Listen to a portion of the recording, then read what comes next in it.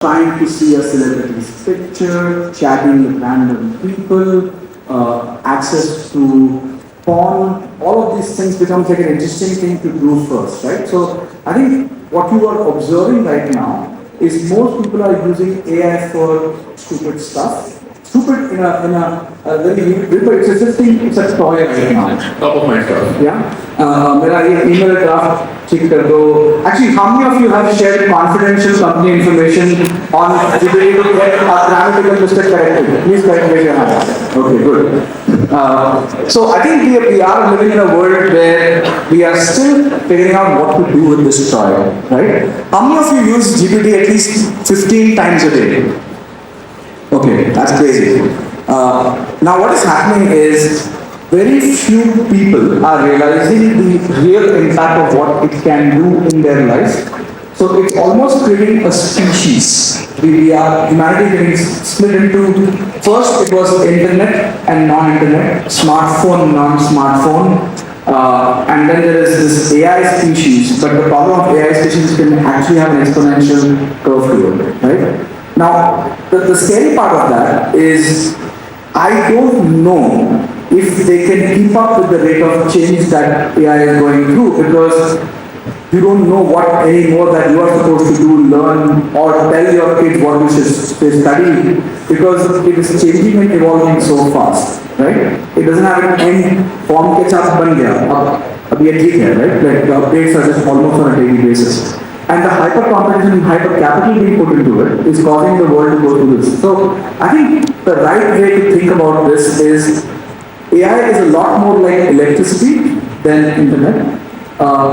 The human population and the human GDP went like this for hundreds of years, and after electricity it went like this. So total GDP of the world and total population of the world has been only in one direction after electricity, because once we understand productivity and can do more things with less energy, it changes. But the moment we are saying now there is an even more efficient way to even burn less energy, and now for the first time even white collar can actually use their brain less and less, it changes everything, right? So for example, internet made information available in the air, AI is making intelligence available in the air, and that concept is a very alien concept to start with, right? Because most people are like what do I really use it for, right? So coming to the actual user behavior, we should be all equally scared and excited. Scared because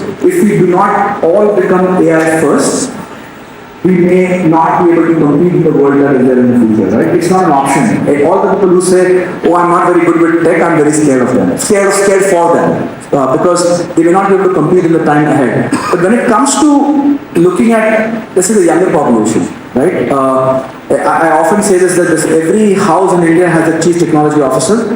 Between the age group of 8 to 18, they are like literally driving all the technology users in the family.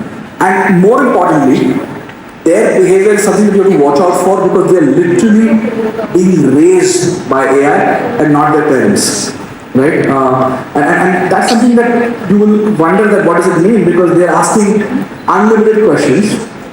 They are not getting slapped for asking a question that is problematic, right? And they are going through all these motions through an AI. Now there is a downside to this.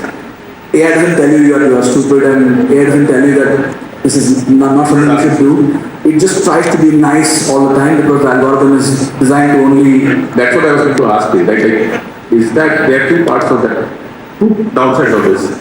One is, A, does it make people dumber or smarter? Like, does this mean that, say, if you talk about tech, now because everyone has a co-pilot sitting with them, does this make them a better developer because now they can do a lot more, or does this make them a more stupid developer that you don't even know how to code? The other part of the problem is, because as you said, AI feeds your own biases, like social media does it end up capturing you in your own echo chamber further? I'll answer the second question first. The answer is absolutely yes. Many people use AI as a therapist.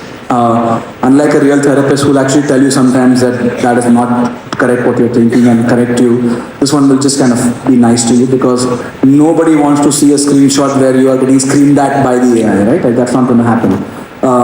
Or it's making a gross mistake and correcting you in some way, right? So I think we are kind of, it's a self-fulfilling thing that if you want to believe bullshit, it will feed you more. It's a little bit like that world of astrology that you can completely get into sucked into and start believing everything that is there. And I'm not against the business of astrology. It's just that if you believe in it, it is problematic. Now coming to the first question of making people smarter and dumber, I think that's a very provocative and correct question. Look at what smartphones have done to people. There are enough individuals who spend their entire day watching short videos and doing some stuff that is just time pass. And there are people who have used this to get smarter, learn new concepts, really get better at their job and so on and so forth. So I think every technology has the ability to really accelerate you in any direction that you wish to go in. Right? It's just a fuel. You can use the fuel to go anywhere. Right? But I think the bigger problem that I'm staring at, these algorithms are so good at just keeping you captivated, right? The amount of time, let's say, we probably talk about how cheap the data is in India and how many GBs of data we consume. The question we never ask is, करते हैं तो काम कब करते हैं? Right? Like if you're just constantly watching short videos at the work and distracted by थोड़ा Instagram check कर लूँ, थोड़ा ये कर लूँ, like the problem is that there is the work happening, right? I remember discussing with Nitin Mithiroda that he says that the amount of time I see people spend time in the market hours on our apps, I wonder if they work, right? So the question is that internet and AI is this all-consuming thing that actually suck time away. And all of these apps, Netflix, ChatGPT, all of them are competing for one currency that humans have less of, which is time. All of us can have more money, but all of us will have the same 24 hours. And all these extraordinary technologies sucking more time out of us. I don't know if we'll be able to kind of keep up, but there are some people who are becoming hyper-productive. For example, many developers in my team tell me that they are now able to experience 10x, 20x productivity. Now they will just become a different species, right? I think very soon there will be a different compensation for AI enabled engineer and non-AI enabled engineer, and that discrimination will start very quickly, right? Because ultimately, the metric that will matter to every company very soon is revenue per employee, right? Today, banks don't think about revenue per employee as a metric, right? Some tech companies do, but the moment it becomes the norm, that revenue per employee becomes the most important metric, the role of AI and role of individuals who love to leverage AI will change. Feel is suffocating to you. Yeah, that's a great question. I think it depends on the age group, right? If you look at our own app data, right, the trust a 50-year-old have on apps to a 40-year-old, to a 30-year-old, to a 20-year-old is very, very different, right? Their relationship with technology is not of fear, right? I'll start with one example. Many of you have somebody in your family who uses the phone this way.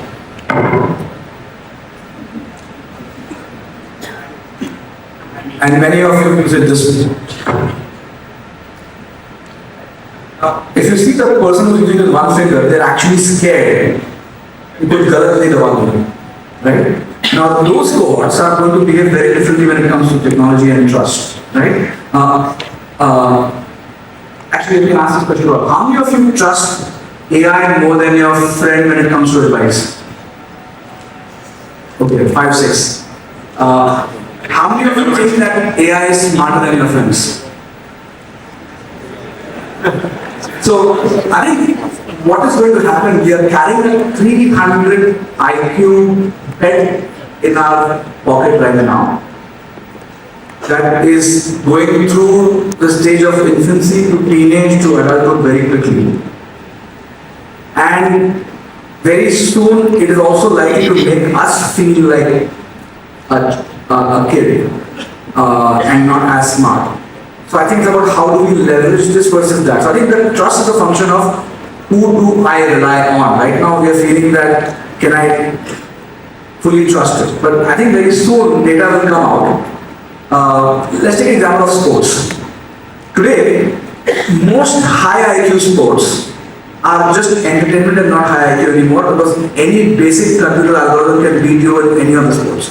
Chess, poker, Go. So all the people who play these sports right now are just entertainers. right? Because there is some smarter algorithm that can beat them, like a very small algorithm will beat them. Very soon, this will happen to many professions that require deep expertise, right? Is it hard to imagine a radiology machine that can do an X-ray and the report of X-ray in less than the cost of Xerox? It's not hard to imagine anymore. Maybe better than the doctor. And maybe better, right? So the question is that we will remain in denial for the longest period of time because 10% of doctors will be better than AI. No questions about that, right? Because ultimately they will have that alpha and edge over the regular thing. But when it comes to most people, it will be better, right? So I think, I asked in my MSc exam once, our doctors, how are you leveraging AI? The most scary thing was that almost 70% of them said that we are taking AI's help to diagnose. Now that's the real skill in being a doctor, diagnosis, because once you diagnose, the prescription is almost automatic sometimes, right? But I think we are going to places where the bulk of the stuff will be done, and then super specialized stuff will be done through AI. But the question is that how long can you keep up with that? Because how soon that will also be easily done over there with a higher accuracy. So I think as the training models are getting better and better through the edge cases that are being not handled well, and as vertical focus kicks in, for example, let's say sharp set of 10 founders get into really building doctors and lawyers and other things, I think we're just going to have a very different world. Now coming to the money aspect of it, imagine if you're a bank and you're in the business of lending, which customer can you give a 20-year-old loan to? Because what if the world is going to change and the job structure will change and the income structure might change? So I think we are entering a world where it's going to be harder and harder to make longer bets.